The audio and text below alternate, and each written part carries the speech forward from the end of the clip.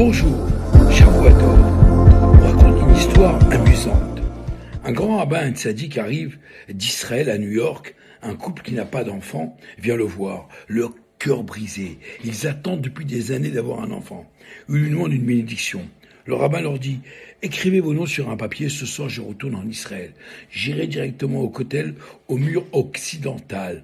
Je placerai votre papier entre les pierres et je prierai pour vous. » Le couple écrit les noms. Le rabbin prend le papier, retourne en Israël et va prier. 5 ans passent. Le rabbin revient à New York. Dans la rue, il rencontre cette même femme. Il hésite à lui parler du sujet par peur de lui faire de la peine. Mais il lui demande doucement « Comment allez-vous ? Comment va votre mari ? Y a-t-il des nouvelles ?» Son visage s'illumine.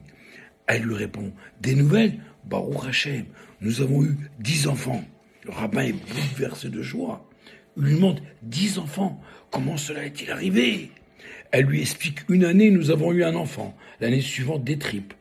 Puis des jumeaux, puis encore des triplés, puis encore des jumeaux. Baruch Hashem, la maison est pleine. » Le rabbin « Mais où est ton mari ? Je veux lui souhaiter Mazel Tov. » Elle répond « Il est parti en Israël. » En Israël ? Pourquoi ? Il est allé à Yerushalayim. À Yerushalayim, pourquoi ? Il est allé au kotel chercher le papier pour le retirer du mur. Cette blague nous fait sourire. Mais elle introduit un sujet très sérieux. Élever des enfants est une immense bénédiction, mais c'est aussi un immense défi. Dans la Torah, cette semaine, chers amis, la parasha de Bamidbar, il est écrit au sujet des fils de Aaron. Tout le monde le sait. Nadav et Avihu qui sont morts devant Hachem après avoir apporté un feu étranger. Mais la Torah ajoute aussi une phrase étrange. Et ils n'avaient pas d'enfants. La Gemara demande, le Talmud, pourquoi préciser cela ? Et Rabbi Yezer explique que s'ils avaient eu des enfants, ils ne seraient peut-être pas morts. À première vue, c'est difficile à comprendre. La Torah dit déjà pourquoi ils sont morts. Ils ont apporté un feu étranger. On sait pourquoi ils sont morts. Alors pourquoi dire encore une fois avec le fait qu'ils n'avaient pas d'enfants ? Un commentateur répond, le Khatam Sofer en l'occurrence. Il explique que les enfants ne sont pas seulement des êtres que nous devons éduquer. Les enfants nous éduquent aussi. Ils nous obligent à nous regarder dans le miroir, ou plutôt c'est eux notre miroir. Ils révèlent nos forces, mais aussi nos faiblesses. Ils font sortir de nous des choses que nous ne voyons pas toujours. Un enfant peut montrer à son père ou à sa mère, ici tu dois travailler ta patience. Ici tu dois apprendre à écouter. Ici tu dois guérir une blessure en toi. Ici tu dois devenir plus humble, plus doux, plus présent. C'est cela que Nadav et Avihu n'avaient pas. Ils étaient très grands spirituellement, mais ils n'avaient pas d'enfants pour leur tendre ce miroir vivant, pour les pousser à se raffiner encore davantage. Et cela nous enseigne une grande leçon dans l'éducation. Parfois, un enfant devenu grand vient voir son père ou sa mère et dit des paroles très difficiles. « Tu ne m'as pas compris, tu ne m'as pas donné ce dont j'avais besoin, tu m'as blessé, tu ne m'as pas écouté. » Le premier réflexe du parent est souvent de se défendre. On veut répondre.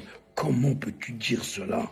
Après tout ce que j'ai fait pour toi, je me suis sacrifié pour toi, je t'ai nourri, habillé, envoyé à l'école, aidé, soutenu, et voilà ta reconnaissance. Ce réflexe est humain, il est compréhensible, mais il peut fermer la porte.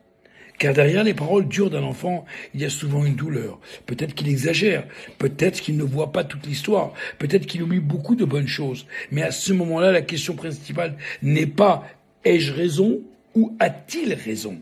La vraie question est « qu'est-ce que mon enfant essaye de me dire ? Quelle douleur porte-t-il ? De quoi a-t-il manqué ? Qu'est-ce que je peux encore réparer ? Quand un enfant parle avec douleur, le parent a une occasion précieuse, non pas de gagner un débat, mais de sauver un lien. Il peut dire « Je t'écoute, je ne savais pas que tu avais vécu des choses ainsi. Cela me fait mal de l'entendre, mais je veux comprendre.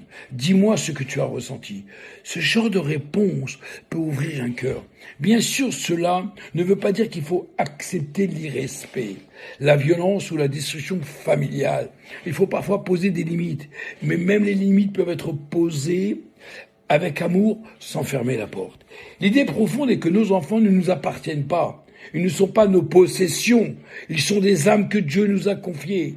Notre rôle n'est pas de les contrôler, mais de les accompagner, de les protéger, de les aider à grandir. Et parfois, ce sont eux qui nous aident à grandir. Un enfant difficile n'est pas toujours un enfant qui veut provoquer. Parfois, c'est un enfant qui souffre, comme une plante qui ne pousse pas. On ne dit pas qu'elle est insolente. On vérifie si elle a de l'eau, de la lumière, de la chaleur. Un enfant aussi a besoin de lumière. Il a besoin de sécurité, d'amour, d'écoute, de confiance, de présence. La grande question pour un parent n'est donc pas seulement comment faire pour que mon enfant m'écoute. La grande question est aussi qu'est-ce que mon enfant m'enseigne sur moi-même. C'est peut-être cela le message de la Torah. Ils n'avaient pas d'enfants, les enfants de Aaron, Nadav, Avihu. Ils n'avaient pas ce miroir.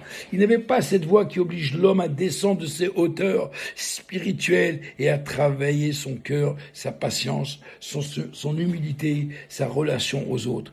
Être parent, ce n'est pas seulement transmettre, c'est aussi apprendre. Apprendre à aimer sans contrôler. Apprendre à écouter sans se défendre immédiatement. Apprendre à poser des limites sans s'humilier. Apprendre à reconnaître. Peut-être que moi aussi, j'ai quelque chose à réparer. Et lorsque le cœur des parents s'ouvre aux enfants, alors peut s'accomplir la parole du prophète. Il ramènera le cœur des pères vers les enfants. Car parfois, le plus grand tikkun, la plus grande réparation d'une vie vient précisément de nos enfants. Shabbat Shalom. Merci beaucoup.